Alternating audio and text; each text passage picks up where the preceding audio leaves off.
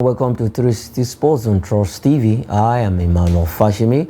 Let's begin from Namibia, where the Yellow Greens of Nigeria team we envisaged. We were hoping to actually get one of the tickets to the ICC T2O Cricket World Cup 2024 in West Indies and United States of America. But after 3 games right now, they lost one, drew one, and at the end of the day, we are not among the countries that will actually be slugging it out for the 2 slots that will be going to that particular competition. But though we are going to be playing for pride against Zimbabwe, who have a chance of picking one of the tickets right there in Namibia at the ICC T2O World Cup Cricket World Cup qualifiers. It's just a painful one that the Yellow Greens of Nigeria couldn't really get the better side of Uganda on Monday when they met with the Uganda team, the Cranes of Uganda as they are called. We would if we had won that game right now, we would have at least be hoping to be among the other countries that will pick one of the slots, the tickets for the ICC T2O World Cup in West Indies and United States of America. But so far so good. It's not a bad outing at all. It's not that we didn't win any game. We just lost to Uganda on Monday because they overpowered us. I think that was 9 wickets lost for the Yellow Greens of Nigeria against the Uganda team. Fantastic one though, if you ask me. We gave it our best, we gave it our best shot, we gave it all, but our best wasn't really enough to grant us our heart desire. But for the team, they've done well for themselves. Fantastic team.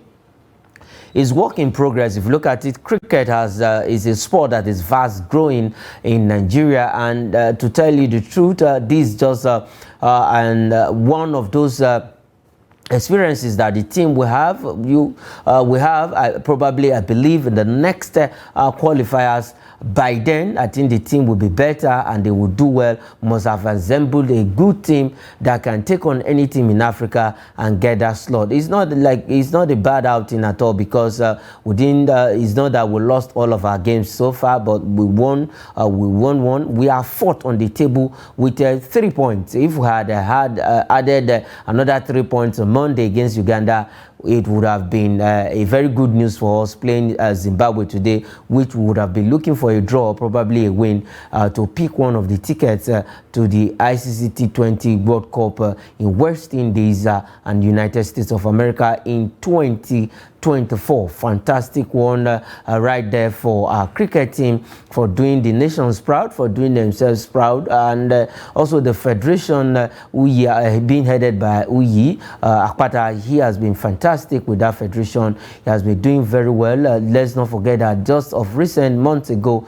Nigeria was by the ICC cricket authorities that came down to Nigeria, were dubbed a country fast growing in cricket, and that's to tell you how much we have developed over the years in the sport cricket. I always mention it on this show that we have a program in place, 1,000 cricketers on the street, and that is a program that will collapse at the end of the year. By next month, December probably, that program will come to an end, and they said before the end of that program next month, they must have gotten 1,000 cricketers from the street. If they can get 50 cricket players from Zamfara, women for that matter, who says they cannot get cricketers in other states of the country. All right, I have Jeremiah Omoni joining me on the show via Zoom this morning. Jeremiah, welcome to the show, 360 Sports on Trust TV.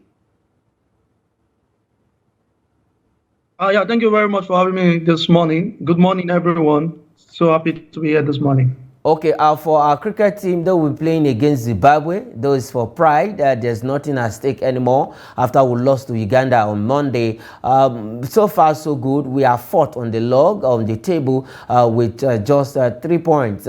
Playing against Zimbabwe today, like I said, is just, we are playing for pride, nothing at stake. Zimbabwe also need the game to progress, because the likes of Rwanda, Tanzania, Uganda themselves, they are ahead of Zimbabwe. All of them are looking for a chance of picking the 2 tickets to the ICC T2O World Cup. But for Nigeria, we are actually out of the race. Yeah, it's a very unfortunate situation.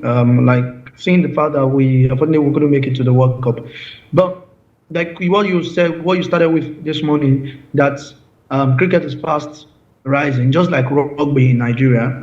It shows how we are diversifying our level of sports in the country. We are trying to see that, okay, aside from football and basketball and probably table tennis and tennis, we also have other sports that we need to invest in as well. So, and if I must tell you that cricket is one of those sports that right now, if you are outside the country, outside Nigeria, you certainly know how cricket is actually making the waves. You know, you go to South Africa, you go to India, you go to Pakistan, in the United States, you go to England as well, to New Zealand. You see that they actually invested so well in cricket. Although it has its own high technicality, and sometimes I'll be like, what's this guy's really so excited about when they catch the ball? But it shows how it's fast rising. And I can actually say that despite the fact that we don't even have enough facilities to actually enhance or to aid cricket in Nigeria, we can actually still say that we've seen those that are passionate about it, individuals, private bodies that have actually invested heavily into that sport. So I think it's just a time of learning for Nigeria, and we actually hope that probably by next competition we show class and we make the country proud as well. Yes, we show class. Now, let me still take you on this. What's your message for the team in general? Because I expected my hopes were very, very high for them to pick one of the tickets to the World Cup after we won the West African cricket tour here in Nigeria, precisely Lagos. That is where it happened. We won all of our 10 games, losing none of those games, and now to the bigger stage. It's not that we didn't lose all our games. We lost the first game, then we won the second game against Tanzania, and right now against Uganda, where we actually needed a win, we couldn't really do it. But against the Zimbabwe later on today, what's your message to the team? Like I said, that right now cricket is fast growing in Nigeria. You can't compare to how in other countries like Uganda, Zimbabwe, even the South African nations and the Central African nations, East African nations, how they've actually invested heavily in cricket. But just like I said, that Rome is not built in a day. So certainly, I felt it's actually a learning curve. And while that they'll be playing Zimbabwe later today, I just felt that the players should just be themselves, and they should actually pick up from what they've learned, what their mistakes, their errors in the previous game, actually invest heavily into it, correct those errors, and as well to make the country proud as well too. We can't afford to lose 3 games. We've lost one, we won one, and we can't afford to lose 3 games in this competition. So I'm actually rooting for them big time to actually make the difference against Zimbabwe. It's actually going to be a very tough task, although. Yes, it's going to. I hope for the best. Okay, you hope for the best. It's actually going to be a tough task against the Zimbabwe team, who are also looking for a win to at least put themselves on the driving seat of picking one of the tickets to the World Cup. I believe the Yellow Greens of Nigeria will not just sit back and allow them to get that point, and probably Nigeria also giving a good fight. Though we are playing for pride, nothing at stake anymore. If we had won our game against Uganda on Monday, then we would have been looking for a win or probably a draw against the Zimbabweans. But that is how it is. Later on today, the Yellow Greens of Nigeria will be taking on Zimbabwe. We wish them well in that particular counter. Now let's leave the Guara sport. Let's leave cricket sport. Now let's go to talk about the round leader game. Let's go to the third tier. Let me say, not the third tier, grassroots football right now in Nigeria, when where the NLO Cup has been ongoing, and the final will be happening at Buhari Area Council on the 9th of December. That is a few days away from now. The final will be taking place here in Abuja, where we have about 8 teams. There 16 teams, I beg your pardon, participating in this competition, and we have 2 centers, one in Uyo and one in Kano State. That is at the Sani Abacha Stadium. Now, at the Uyo Center, finalists have eventually emerged. Palm Syrup FC, as they are called, beating Kun Khalifa FC in the final, though it was 2 penalties. They won penalties, 5-4 penalties for Palm Syrup FC, and they will be waiting for the winner between Green Lock FC and Tunduwada FC at the Kano Center. Let's see who joined Palm Syrup FC in the final on the 9th of December. Omoni, I think the NLO, if you ask me, this competition was actually top-notch, well-organized, to the extent we have a very big sponsor sponsoring the competition this year.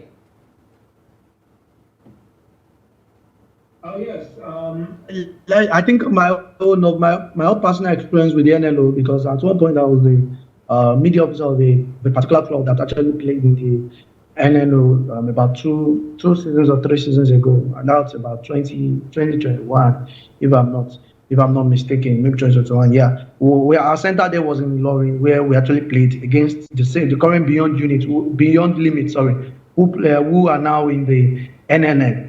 And then it was actually like a very disorganized competition. Then not really, you just have to play for like within 6 days. You have to, and it's always very, very tough. Sometimes you play 2 games per day and everything. But this time around now, I think it's kind of better now compared to that time when my club actually participated in that competition. And after putting a lot of money and everything, you discover that there's nothing to get back and all. But this time it shows that private bodies are seeing the lot, because NLO is basically under 19 competition now, which is mostly for young guys, players who are yet to sign professional contracts. So now that you've seen private bodies putting their stakes into that, it shows that they're actually seeing developmental projects when it comes to football. And I've always tell people that the new oil or the new business right now is when we go back to the grassroots to refine the unrefined gold that we actually have in terms of talent, in terms of young players that are yet to get the basics or to get that professional contract in terms of football and other sports. So I think it's a very good one. It's a welcome development for me. I felt it's actually one of the ways to start with. We've seen that the MPFL is getting 1 or 2 respite, and as well too in the NNL. So I think this is actually a very big one right now for the NNL, and it's actually going to see a lot of private clubs getting interested in it, since they are seeing that there are a lot of private bodies putting their eye, because very soon we don't know, we might actually see data company putting their stake in the NNL as well too, while we'll be seeing the game being televised too as well. Yes, talking about the game being televised, some of the matches were shown, were online. You could get some of those games online, and I had to see that game between Kun Khalifa FC and Palm Syrup FC, who made it to the final. Fantastic game, football at its best from these 2 teams. And now at the Kano Center, Tunduwada FC will lock horns with Greenhorns FC. Let's see in that particular game from the Kano Center, between these 2 teams, who do you think will pick that final ticket between these 2 teams from the Kano Center? Because the final will be happening in Abuja on the 9th of December. For me, it's actually 2 tough sides. I'm actually putting my stakes with Greenlock FC. I've seen they have very young guys. They have very young and vibrant players. And don't be surprised that they might actually make their way, win the final, and you might be seeing the next Joma United even in the MPFL, or maybe in 2 seasons to come. I'm actually putting a lot of stakes into Greenlock FC. I think they've been fortunate quite in this competition, and I don't know, but I just felt that they have a lot of things to offer. Look at Okay. the kind of the club settings as well. Yeah, they have a lot of things to offer up. The Palm Syrup FC right now are in the final, waiting for the winner between tinubu FC and Greenlock FC. Let's see who picks that final ticket. The final will be happening here in the city of Abuja on the 9th of December. And to tell you the truth, a lot of sponsors, private bodies, have invested in the NLO Cup 2023, and that is the way forward. Go back to the grassroots. Like I said, some of the games were online, and I catch some. I had to see some of the clips of those games that were played from the Kano Center and Uyo Center. It was football at its best from these young players. You see the hunger, you see the thirst in them.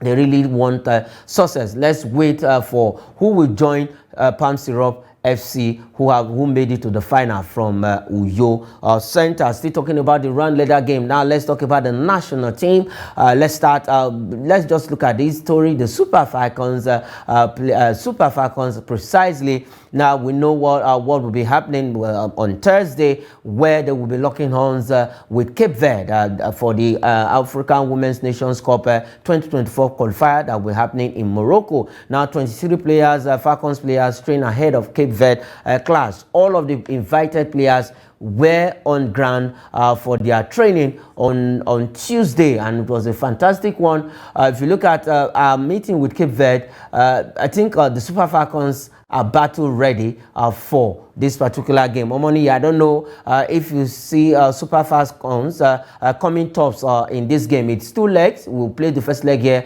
at the MKO Abiola National Stadium, and then the reverse fixture will be in Cape Verde in a week's time.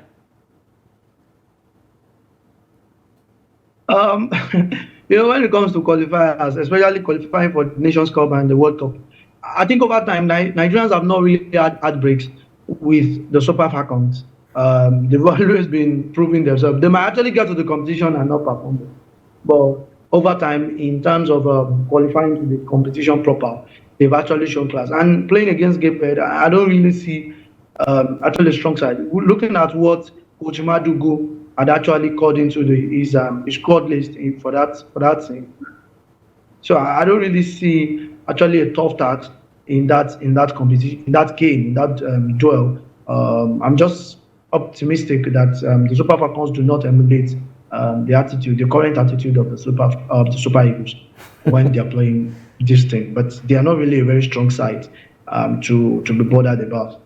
Okay, if you say they are not really a very strong side to be bothered about, I can tell you the last time these two teams met, it's a year, it's almost 2 years right now. The last time was November 16, 2021. We played 1-1 draw and 3 meetings between Cape Verde and Nigeria. It has been 1 win for the Super Falcons, and then the other one ended in a draw. No win for Cape Verde at all. Let's see if what happened in November 16, 2021 will repeat itself. But for the players invited right now, I think they can get the better side of the Cape Verdeans. Let's see how that game go tomorrow, Thursday, right here in the city of Abuja. Super Falcons will be keeping a date with Cape Verde in the Women's Nations Cup qualifier 2024. Okay, still talking about the women's football. Now let's look at the club football in Nigeria for women. It is match day 3 in the Nigerian women's football league. Match day 1, match day 2 is gone, and now we have match day 3 upon us. Let's look at let's not forget that they are split into 2 groups, Group A and B. Now let's look at the fixtures for Group A. Abia Angels, we welcome Heartlands FC, Heartland Queens of Owerri, that is the Eastern Derby. Nigerianews of Abuja will be at home in the city of Abuja to play Adamawa Queens. Is a Northern Derby thereabout. Confluence Queens will take on Royal Queens, and then Danas Ladies of Lagos will battle Nasarawa Amazons. Abia Angels, Heartland Queens, Nigerianews, Adamawa Queens, Confluence Queens, Royal Queens, Danas Ladies against Nasarawa Amazons. That's in Group A. Omoni, if you look at the Group A fixtures, most especially for Nigerianews, two games, 2 losses for them, and it's not really looking good for a team that have Super Falcons captain Onomebi on their books. I have a friend from Italy. He follows the Nigerian women bully. And and it was like, oh, what's really happening with Rattles? That they actually have a legend in their team and they're losing. I said, that's football for you. Ronaldo was in Man U at one point, and Man U they were losing back to back. So it's not really a big deal. Even at one point, PSG had Messi and they lost too. So it's not really the issue because Onome is not the one that is actually going to play all the position in the team as well. I watched the game against Ghana last week. Yeah, last week, and I can tell you for sure that Oneme is still in a game. Although I felt that Coach Olowokere needs to probably adopt another formation, probably that could actually contain or give Onome the ability to go forward. And I was still telling Coach Olowokere that day that he needs to actually looking at a 3-5-2 formation where Onome will be at the center of the three-man defense, and that will give her the opportunity to actually go forward to support in terms if they actually want to counter press their opponents. But now playing National Amazon is actually going to be okay. So we're playing Adamawa Queens. Adamawa Queens too as well. So far this season, they've actually showed one or two class, but I still have so much belief that Niger Rattles will pick their first win of the season today against Adamawa Point. Against Adamawa Point. But another focus for me in that Group A fixtures is Abia Rangers and Atlas Queens. These two sides, they are really it's actually going to be like we call it Oriental Derby, and you never can tell. A lot of things will actually happen in that game because they're actually going to go back to history. They're going to look at how they've actually fared in the past, and also. But Danas Queens and Nasarawa Amazons, I see Danas Queens picking maximum points against Nasarawa Amazons. Okay, Danas Queens will be at the Onikon Stadium in Lagos to play Nasarawa Amazons, who also defeated the Nigerians in match day 1 of the Nigerian Women's League. Let's quickly flip over to Group B. Let's look at fixtures in Group B. We have Remo Ladies taking on Bayelsa Queens, Ekiti Queens, a newly promoted team doing so well. We'll play FC Robo Queens and Sunshine Queens of Akure, also newly promoted. We play, these ones are landladies when it comes to the Nigerian Women's League. Edo Queens of Benin City and Delta Queens of Sabad, the defending champions of the league, will also play another former winners, Rivers Angels of Port Harcourt. Now, Omoni, quickly, Delta Queens against Rivers Angels, two powerhouses in club women's football in Nigeria. I look at Delta Queens so far this season. They've not really giving us that vibe that we used to see from them in the past. If you look at it, they played 2 games. They've actually drawn 2 of their last 2 games. Although they are still unbeaten, but they've not really given us that vibe that we know Delta Queens to always have. But if you look at Rivers Angels, they are actually showing that they can actually still go back, pick maximum points, go back to play in the Super 6, and as well earn the continental ticket. So it's now really a very tough tussle for them. And for Bayelsa Queens coming to Remo Ladies, it's actually going to it's as if Remo Ladies are actually going to be having a bigger or an August visitor at the Kenneth Township Stadium there, because Bayelsa Queens, if you see what they've been able, the antecedents in the past, and even right now, they have the same point with Rivers Angels, and they will be looking at, okay, if we can pick maximum point here and Delta Queens defeat Rivers Angels, then we get to the summit of the table. So it's something that the Group B too as well. There are a lot of things at stake. But my dear Ekiti Queens too as well, we've not really shown class so far this season. If you look at it, although it is our first season in the NWFL, we are the newcomers, the new bride in the NWFL. So I just felt that they need to tread softly with us, because we are very delicate at the moment. They should not give us the bass boost that we've been taking from. I think we played against Bayelsa Queens, and that bass boost was too much. So please, we are actually begging Robo Queens to tread softly with us when they come to the Oli Emeka Stadium to this week to play against Ekiti Queens. But actually, they've not actually won any game so far. And the way they actually played, Odin Delta Queens in their last game, it actually shows that the team actually, despite the fact that they are newcomers, they've actually showed that they've actually come to stay.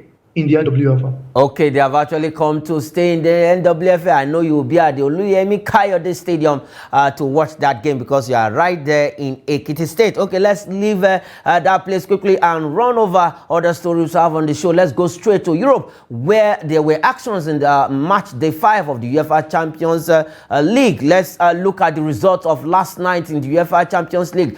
Games were played. Barcelona getting a win. Let's quickly look at Group E. We have Lazio beating Celtic 2-0. Celtic became a team since 2015. I've actually not won a game in the UEFA Champions League. Feyenoord lost to Atletico Madrid 3-1. AC Milan lost at home in San Siro to Borussia Dortmund 3-1. PSG and Newcastle United, courtesy of Kylian Mbappe, late equalizer from the Sport, 1-1 against Newcastle United, who beat them 4-1 in the first leg. Manchester City trashed RB Leipzig 3-2. Young Boys beat Red Star Belgrade 2-0. And Shakhtar Donetsk against Royal Antwerp was 1-0 in favor of the Ukrainian team. And Barcelona beat FC Porto 2004 champions 2-1. And we are going to look at fixtures tonight that will be coming up. We have in Group A, Galatasaray against Manchester United is an early kickoff. Bayern Munich will take on FC Copenhagen. Manchester United actually need a win in that game to have any chance of qualifying. Okay, somebody's telling me then go winner.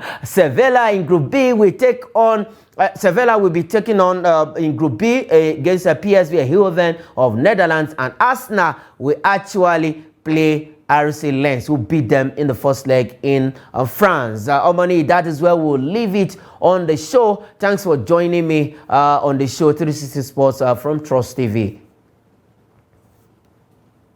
The pleasure. Thank you so much for having me around. All right, that is it on the program. I am Emmanuel Fashemi saying thanks for watching.